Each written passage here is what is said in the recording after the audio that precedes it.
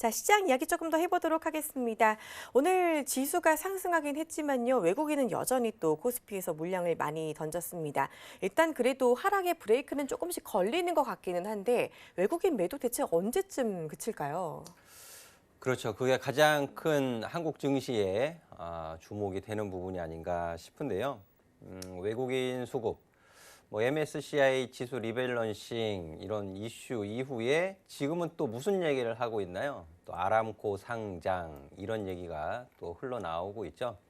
자, 하지만 외국인 수급이 언제 다시 한국 증시에 유입이 될지는 참 가늠하고 예상하기가 어려운 문제죠. 하지만 언제 그 시점에 대해서는 말씀을 드리기가 어렵지만 들어올 수 있는 조건에 대해서는 제시를 해드릴 수가 있을 것 같습니다. 아마 우리 시청자 여러분들께서도 모르는 내용은 아니실 거예요. 한국 수출입 지표에 대한 개선이 먼저 이루어져야 되겠죠. 그리고 한국 경제 성장에 대한 개선 이런 부분들도 이루어져야 할 것이고요. 그리고 그동안 그 상장사들 주식 증시에 상장되어 있는 상장사들의 영업이익이 계속 하향 조정돼 왔던 부분이 상향 조정이 나와야겠죠. 그런 부분들이 그러니까 조건이 충족이 되어져야 된다. 어느 조건이 충족이 되지 않는다면 외국인 수급이 적극적으로 한국 증시에 들어오기는 지금 당분간은 좀 어려운 상황 아닌가 저는 그렇게 좀 말씀을 드릴 수 있을 것 같고요. 자, 그리고 앞서 말씀을 드렸던 것처럼 한국 수출입에 대한 개선 이 부분을 제가 어제는 아카데미 회원님들과 이제 온라인 그 방송을 통해서 설명을 좀 드렸어요. 이 결과에 대해서 어떻게 해석을 해야 될까? 자, 수출과 수입 모두 감소를 했습니다. 그리고 수출 같은 경우에 작년 12월 이후 12개월 연속 감소세를 보이고 있다. 자, 이 부분이 한국 제조업에 대한 개선 이런 부분들을 좀 아직까지는 좀 신뢰할 수 없게 만드는 내용이다. 그런 부분을 감안해서 외국인을 보고 있자면 내가 우리 투자자 여러분들이 외국인이라면 개선이 되어져야 명분이 있어야 매수를 할 거 아니에요. 그렇죠. 일본 증시, 대만 증시, 중국, 말레이시아, 베트남 이런 증시를 봤을 때 인도네시아, 인도 이런 아시아 주요 국가들 증시를 봤을 때 그 외국의 큰 손이 아무런 명분 없이 무조건 저평가돼 있다고 해서 매수를 하겠어요?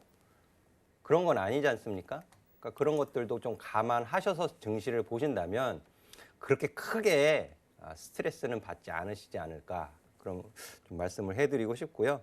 그리고 또 마냥 부정적인 면만 있는 것도 아니에요. 이 한국 수출입의 감소 이런 부분들이 미중 무역 분쟁으로 인해서 가장 큰 영향을 받은 부분이잖아요.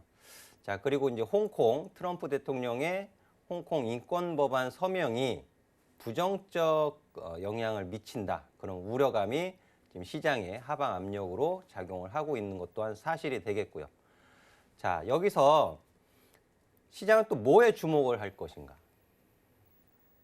추수감사절 이후 미국의 고위급 협상단이 중국에 가서 대면 협상을 할 것인가? 이런 부분에 주목을 하겠죠. 그리고 언론에 나오는 뉴스들을 행간을 잘 읽어보셔야 돼요. 행간. 제가 아침에 장전 시황을 올려드리면서 미국 무역대표부에서 32개 품목인가요? 내년 8월 7일까지 관세 25% 관세를 면제한다.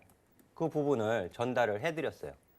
오후에 중국에서 또 올라온 소식이 있습니다. 그 부분을 제가 잠시 소개를 해드리면은요. 그 중국 상무부의 그 우리나라로 치면은 차관급이에요. 차관급이 중국의 관영 언론 매체 글로벌 타임즈에 인터뷰한 내용인데요.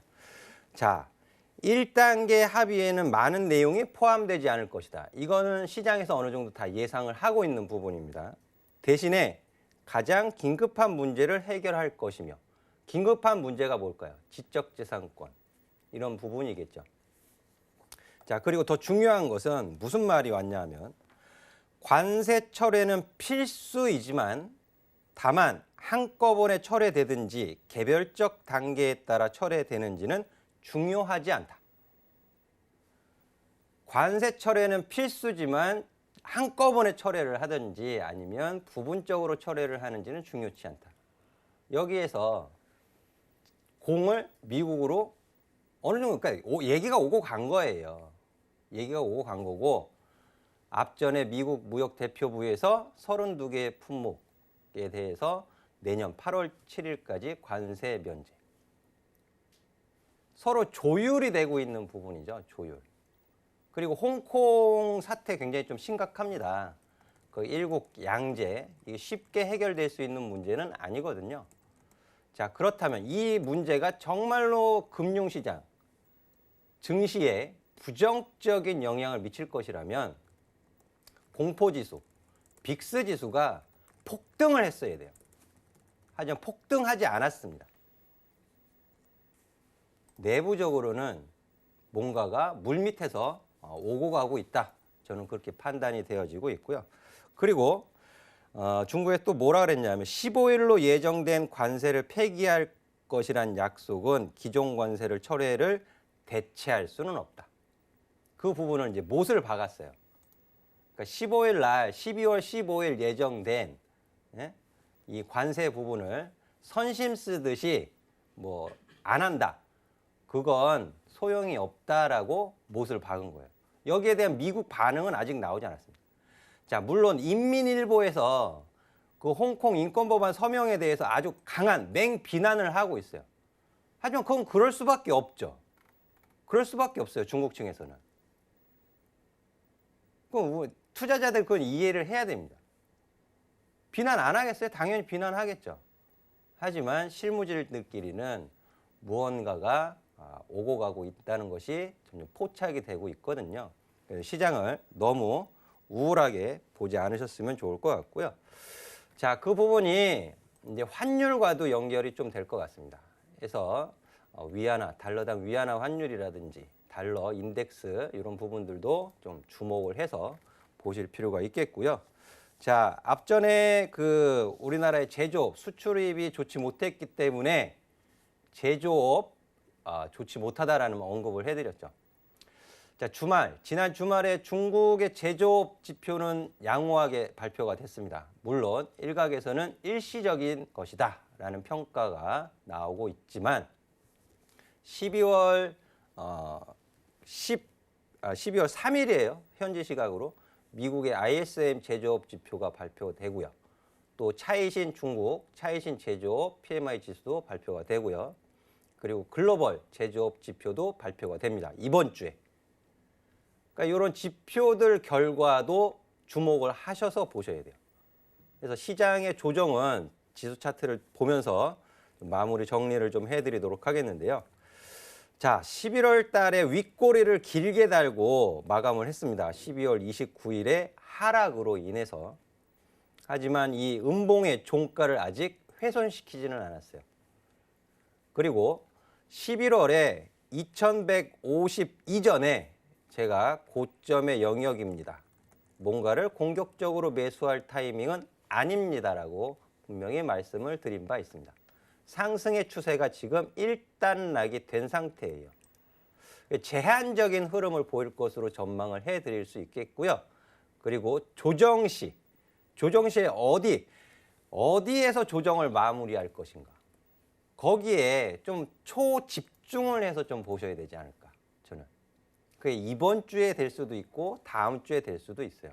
하지만 중국에서 나오는 소리를 좀 감안해서 보면 12월 중순 이후가 되지 않을까, 저는 그렇게 조심스럽게 전망을 해드리고 싶고요.